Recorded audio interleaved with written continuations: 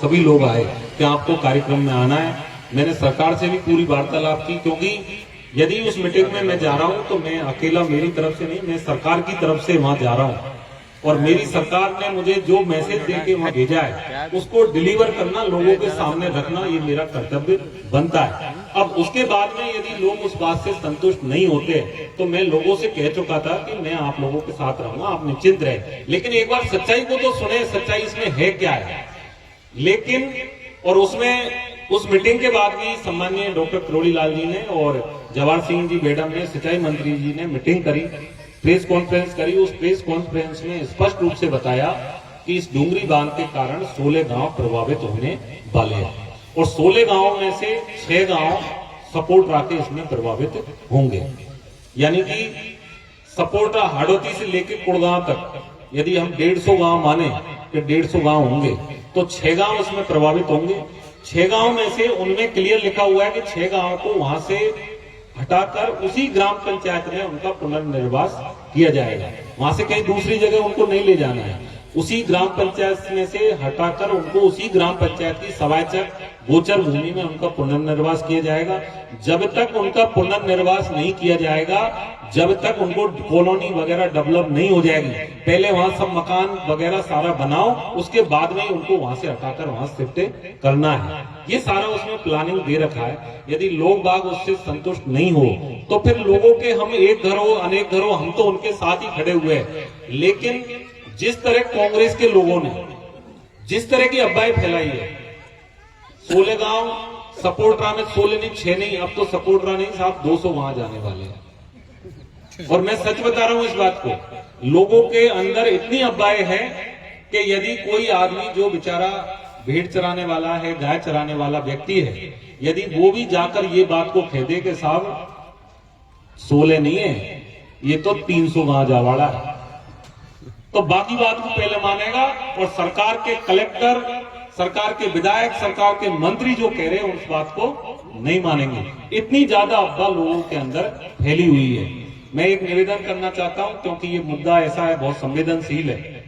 चाहे वहां एक घर हो, चाहे वहां 6 गांव हो, चाहे वहां 16 गांव हो, उनके साथ में मैं, मेरी पार्टी का प्रत्येक कार्यकर्ता, हम उनके साथ में खड़े हैं। और हमारी पार्टी हमेशा ही, हमारी पार्टी ने जन भावनाओं की कदर की है और जन भावनाओं के आधार पर हमारी पार्टी माननीय मुख्यमंत्री श्री भजन लाल जी शर्मा अपनी सरकार चला रहे हैं। लेकिन मेरा एक निवेदन है उनसे कि किसी भी राजनीतिक लोगों की अफवाह में न आकर सरकार से हमको वार्तालाप करनी चाहिए। यदि हम सरकार से वार्तालाप नहीं करेंगे, हम केवल उसको राजनीतिकरण उसका करेंगे, मंच पर जाकर किसी नेता को गाली देंगे, भाषण देंगे, तो ये राजनेता को गाली देने, भाषण देने का समय नहीं है। ये समय बहुत संवेदनशील है, जहां हमारे लोगों को हमारी आवश्यकता है, उनके साथ हमको खड़ा रहना है, ऐसा ये समय है।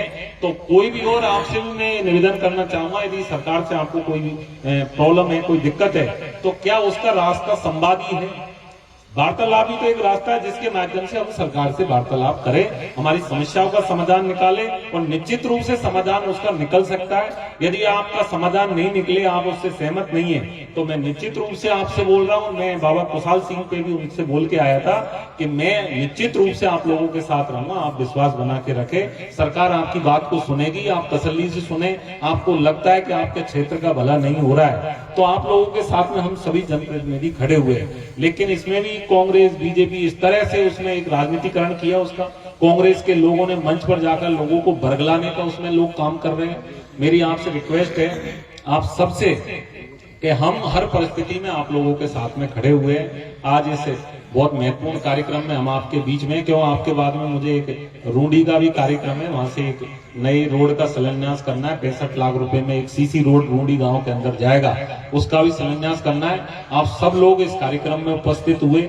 आप लोगों ने कार्यक्रम को वहां से लेकर हम सबको यहाँ तक लेके आए। निश्चित रूप से कुड़गांव और हमारी तमाम ग्राम पंचायतों का आने वाले समय में एक सुनहरा भविष्य है और आप सबको आने वाले समय में भी बजट आ रहा है। माननीय ने अभी कॉलेज के लिए बात रखी, माननीय ने अभी फोर लेन के लिए बात रखी। मैं आपको बताना चाहूंगा, पिछले बजट के दौरान माननीय मुख्यमंत्री श्री भजन लाल जी शर्मा ने कृष्ण गमन पथ, जहां भगवान कृष्ण अपनी शिक्षा लेने के लिए संदीपनी गुरुजी के पास में गए थे, वो जिन रास्तों पे होकर गुजरे उस रोड का भी हमारी सरकार 4 लेन में उसको करने जा रही है। और वो रोड निश्चित रूप से जगदीश धाम कैमरी से करौली और करौली से कैला देवी होते हुए गणेश जी की तरफ वो रोड निकलेगा। वो रोड निकलेगा तो अपने आप हम 4 लेन से आने वाले समय में जुड़ेंगे। और भी बहुत सारी ऐसी सरकार की आने वाले समय में बजट आ रहा है और उसमें हमारे क्षेत्र की मांगों को, हमारी प्राथमिकताओं को मजबूती के साथ में सरकार के सामने रखेंगे और उनको वहां से स्वीकृत करा के लाएंगे, जिससे हमारे क्षेत्र में विकास हो, हमारे क्षेत्र में नए आयाम स्थापित हो। आप सब लोग इस कार्यक्रम में आए, सबने बहुत मान सम्मान दिया, उसके लिए स्थानीय वासियों का, 16 ग्राम पंचायत, 32 ग्राम पंचायत के तमाम लोगों का मैं बहुत बहुत आप सब लोगों का आभार व्यक्त करता हूं। एक ये सम्मानीय डीडी साहब है आयुर्वेदिक विभाग के,